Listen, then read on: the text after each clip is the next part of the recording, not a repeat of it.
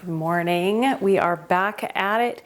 It is Thursday, August 6th. And so for yesterday, the 5th, I didn't really get around to doing anything. I did actually have the freeze dryer going with some more herbs from the garden, but I didn't actually count that.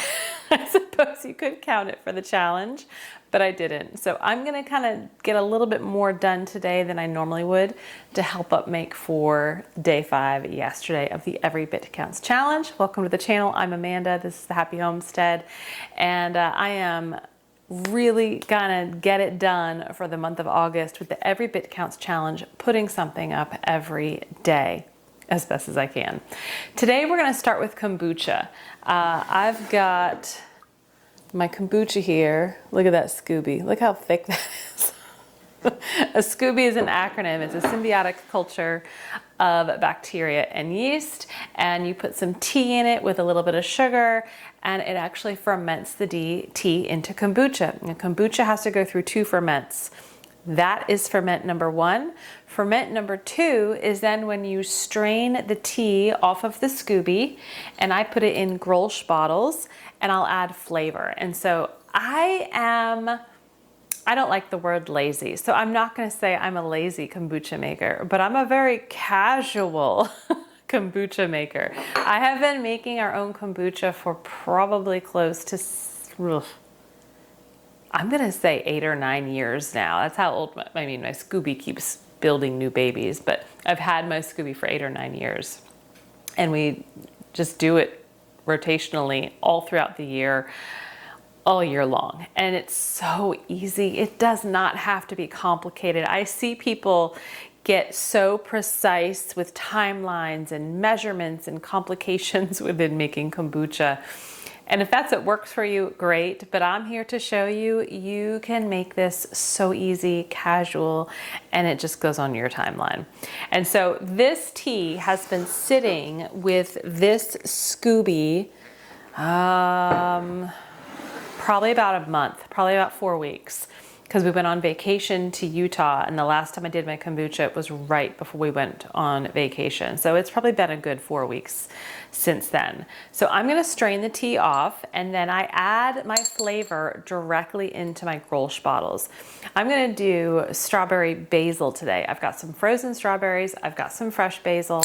All I do is put a little bit of the flavor, the fruit, into each jar, and then I funnel in my liquid, put the swing cap lid on, and then I go let it ferment for the second ferment. And then while I'm doing that, on the stove, I've got my pot here with about 3/4 of a gallon of filtered water. I always use filtered water with kombucha because chlorine, just like with any other type of ferment, right? You're always using filtered water. Chlorine could inhibit the actual growth of the good pre-probiotics bacteria.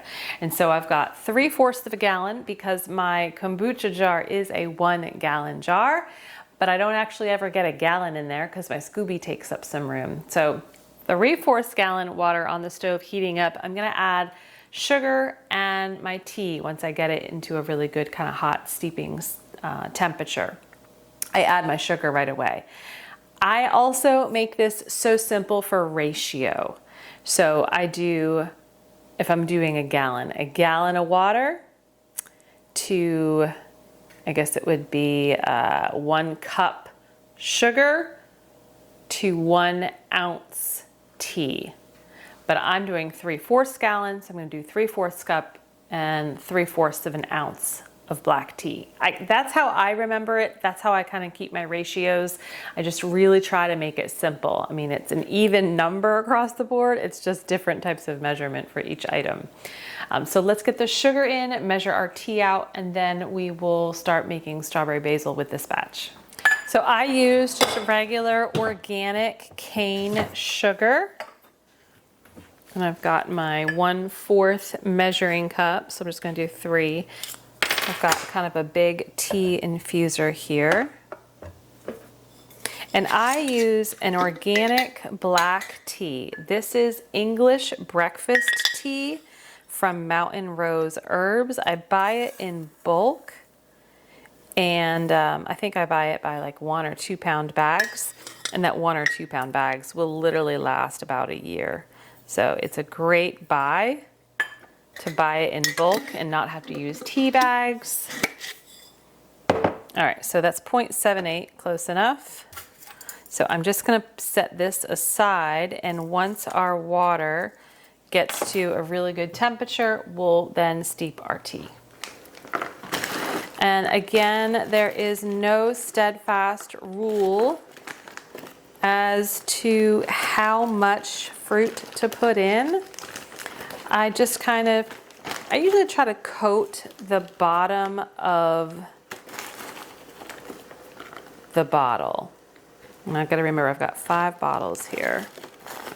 So I do have a funnel if I need it. I'm just going to try to cut these so that I can slide them in. I really like to play around with the different flavors of kombucha. It's really just about what I have on hand, what's in the freezer, what fresh herbs are in the garden. And I just thought strawberry basil sounded so unique and just kind of a little last hurrah to summer as we get into the month of August. So I like to steep my tea for about 20 to 25 minutes. And while that's going, I will then take the original batch that's in my jar and pour that into my Grolsch bottles. And I want to make sure that as I'm pouring that in, I'm not going above where the bottle kind of narrows to the neck. You just want to make sure that you're leaving room for that gas. After the tea has steeped for a good 20 to 25 minutes, I really let it cool for anywhere from 30 to 45 minutes. You don't want to put really hot tea into your Scooby because you could damage or kill it. Remember, it is a living thing, and you want to make sure that your tea is much more room temp and tolerable for that Scooby. Then later that night, I went ahead right before bed and got all of my cream skimmed off. I get 2 gallons of raw milk a week, and I don't ladle. I just kind of let it sit overnight in my original half-gallon mason jars, and then really take note as to where that cream line is. And you can kind of see that in the jars. You can see the cream line a bit. And as I'm pouring into my larger gallon jar, I'm rotating the bottle, and this is the easy, fast way that I skim cream. It's certainly not probably the most accurate, but it works for us.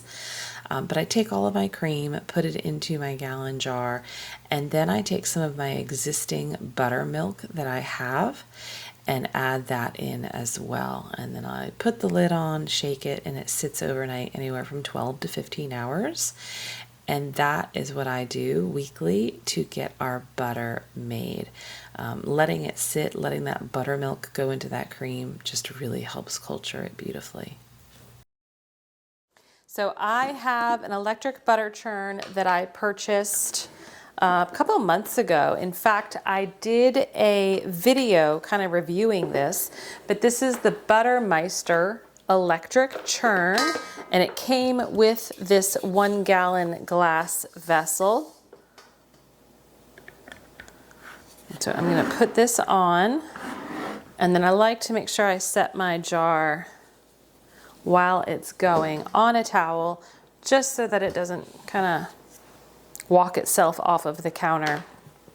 This is going to go for anywhere between, what I have found is like 15 to 20 minutes. All right, it's been going for about 10 minutes. I actually do think it is done.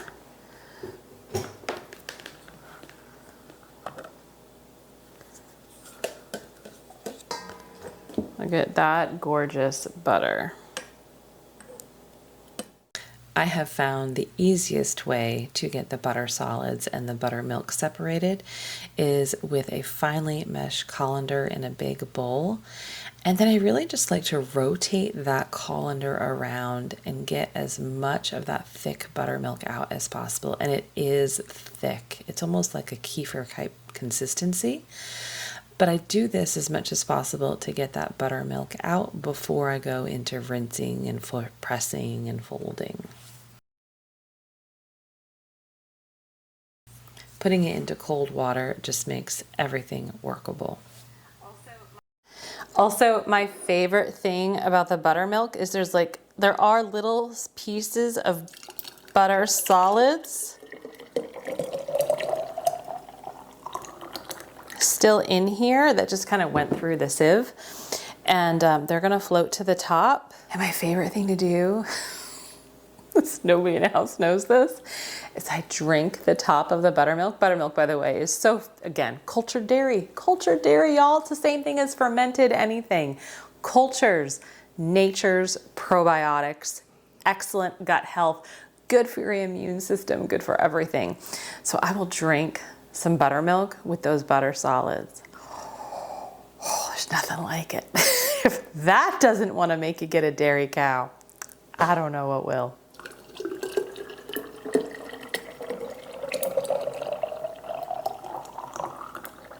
And so I use that buttermilk. I'll save some of it to culture the next batch of cream when I make butter, probably next week. I do it about once a week. And the rest of it will be used for such things as cooking, baking with breads, biscuits, etc. But also in popsicles. I just did a video not that long ago, I'll link it above, where I actually use our buttermilk to flavor homemade popsicles. It gets really good gut health into my children without them having to think about it.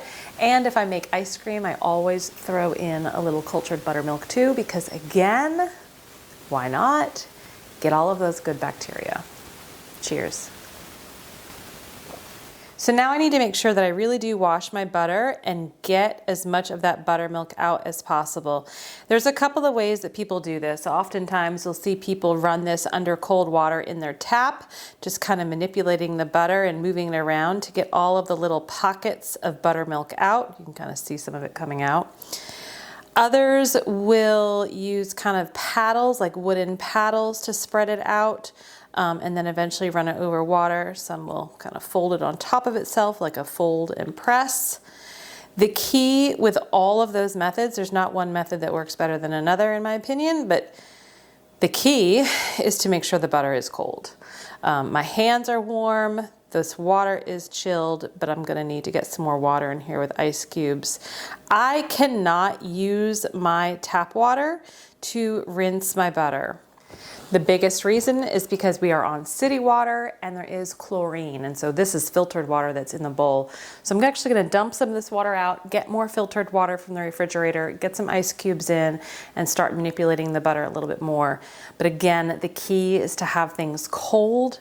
And even if I did have well water, and let's just say, you know, we're in the season we're in the middle of summer, my well water, depending on how deep the well was, may not even be cold enough. So even though I'm on city water right now, my cold water from the tap is not even that cold. So this is why I use a bowl of filtered water with ice. And sometimes I'll just kind of hold an ice cube in my hand for a little bit, just to make sure that even my hands are cold enough throughout this process.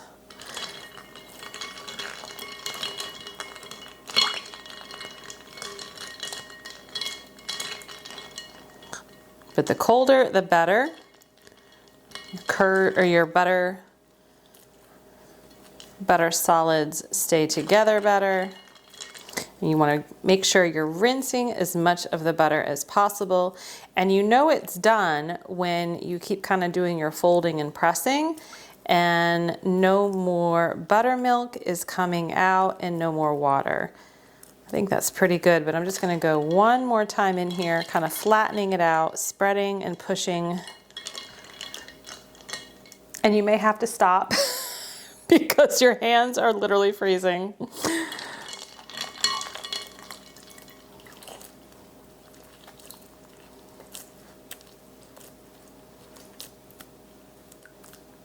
That looks good. No more milky substance is coming out, and really not much more liquid is coming out at all. So now I'm gonna wrap this in parchment paper and I'm gonna get it into the freezer. I do not salt my butter. That's just pure personal preference. If you wanted to salt your butter, now would be a good time to do so while you're kind of pressing it in, and it may even help release more of that liquid. But I like to have unsalted butter and then salt my food as necessary, and whatever I'm using the butter for, use it, do the salting at that time. I'm just going to see how much butter we have. Half a pound, a little bit more than half a pound. So just kind of flatten it out a little bit. I like to try to get it into some kind of block-like shape. It just makes things a lot easier when I'm ready to use it.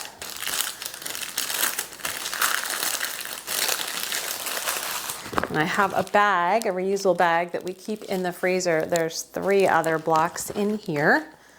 So this is the 4th block of butter I've made thus far.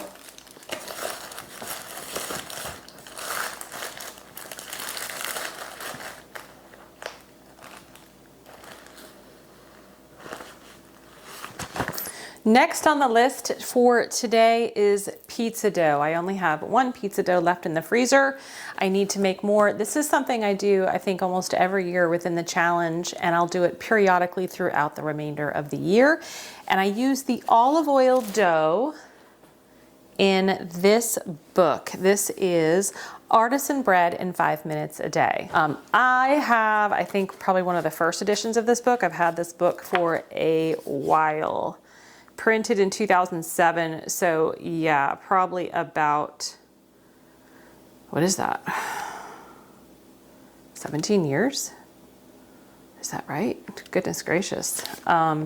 So I think there's newer versions of this book out, but this is the recipe I follow. I like to make a big batch. It makes about 4 1-pound dough balls, which equates to, really, a dough ball is a pizza crust, rolled out, a nice big pizza crust, and I put them in the freezer. So I make it, let it rise for a few hours on the counter, put it in the refrigerator, and this is a tip they talk about in the book, is that once you put your dough in the refrigerator, it makes it so much easier to handle. It's less sticky, and you can then wrap it up, divide it and wrap it up, and put it in the freezer to then use for pizza later.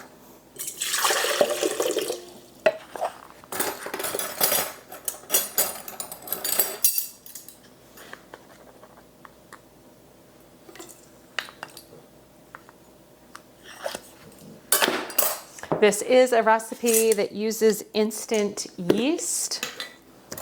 I have not yet graduated to sourdough pizza crusts, mainly because this whole process and recipe is so easy for me.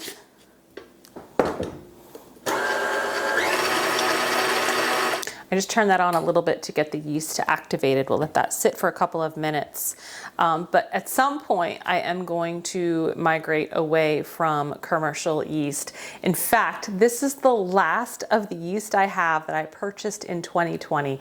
I very distinctly remember going to Costco. It was my mother and I, and it was in the midst of the pandemic, probably about late spring or early summer. We went to Costco and they had these huge, I think it was like 2-pound bags of yeast, Red Star yeast, the brand name. And I remember I bought one, and this is what is left. I mean, maybe it was more than 2 pounds. I have no idea. It was a big bag. I don't use a lot of yeast, as you can see, really just for pizza dough. And I've got to, as soon as this is really dwindling down, I need to work on my sourdough crust. I say that because that's a huge plug for sourdough, and I love sourdough, and it's better for you, it's better for your gut, and better for your wallet. I also love to play around with this recipe with different flours. The recipe calls for all-purpose flour. I try not to use all-purpose flour if I don't have to. So I have in here some freshly milled spelt that I just did. I'm going to use what I have here, and then the rest we'll use an all-purpose einkorn flour. So I need 6½ cups.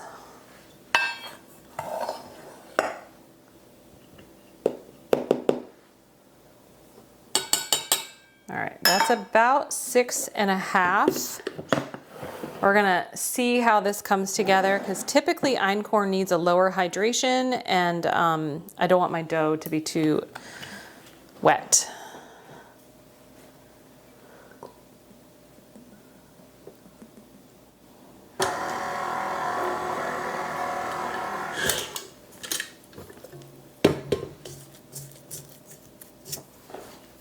I'm just adding a little more oil to help get it off of the sides here. I don't think I need to add any more flour or water. I think the hydration is okay, but I just want it to be a little less sticky.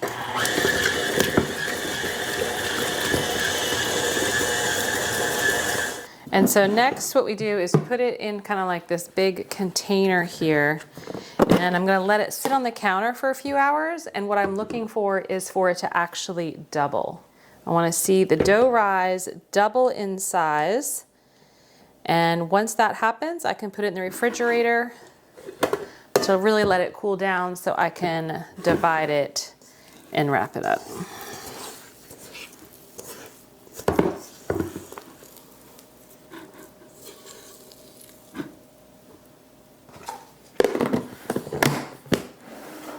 One of the only reasons I grow really hot, spicy peppers in the garden each year is so that I can make this. And this is the beginnings of home fermented hot sauce.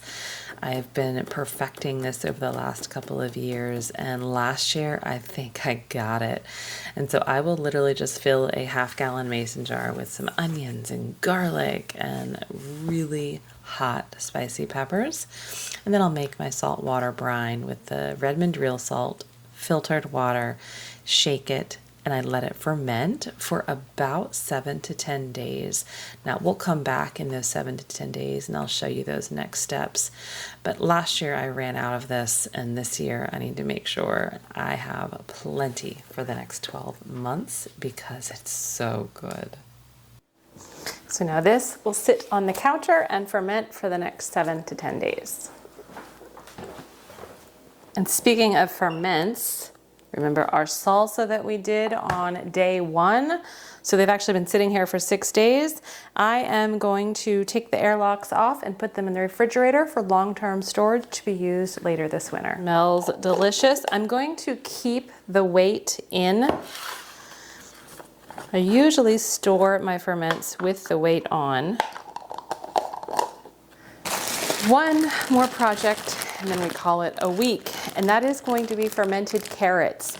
These are locally grown carrots. I wish I could say I grew them myself. I mean, they're beautiful, but I did not. I'm gonna try to grow carrots in the garden this fall, but I bought these from a local farmer a week ago, and I thought they would just be perfect to ferment. I'm gonna do a very simple, just garlic and dried dill. Nothing beyond that, because I really want these to be something that my family, including my children more specifically, eat. They like fermented carrots, they really do. But when I get more adventurous in the flavors, it's kind of hit or miss. So I'm going old school today. When I do fermented carrots, I just really cut the ends off. I am not peeling these. These have already been washed by both the farmer and myself. So I'm just going to be cutting off the ends and cutting into spears to the, somewhat similar size so they can go into the jars. But you don't actually want to peel your carrots when you're fermenting. Unlike canning, right? Because with canning, you really need to peel just about everything because you want to get all of that bacteria from the dirt out of your jars. And so that is why you take the skins off tomatoes, you peel the skins off of beets or carrots, right? Any kind of root vegetable. You just can't risk having that type of contamination and bacteria in your jar where it can grow and thrive and multiply, and that is how people can get sick. Whereas with fermenting, that natural bacteria actually helps the fermentation process move along.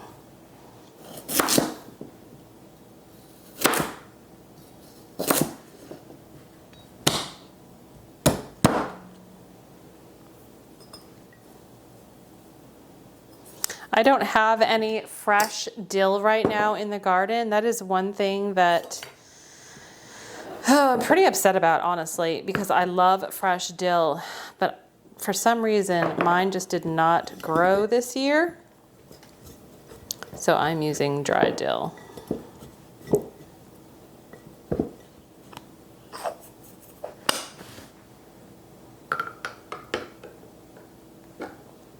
Right now, the carrots are pretty well situated, but as they soften up a little bit over time, they may start to float. So that is why I always put a weight on. On the counter it goes. After this dough had really sat in the refrigerator overnight, it became much more easily workable. I very roughly and not precisely divided it into 4 dough balls with some saran wrap to really make sure that everything got wrapped and protected, right? So there's no freezer burn or issue within the freezer. But once they're all wrapped up, they go into a reusable kind of Ziploc bag. And then when I need to pull out one, I can pull it out the night before. That's one of the older ones I had left. Or I can actually pull them out the morning of if I know I want to make pizza that night. They make the whole process so easy and versatile. And I love having these on hand for easy, quick dinners. Thank you for joining. Stay healthy, stay well. We'll see you next time.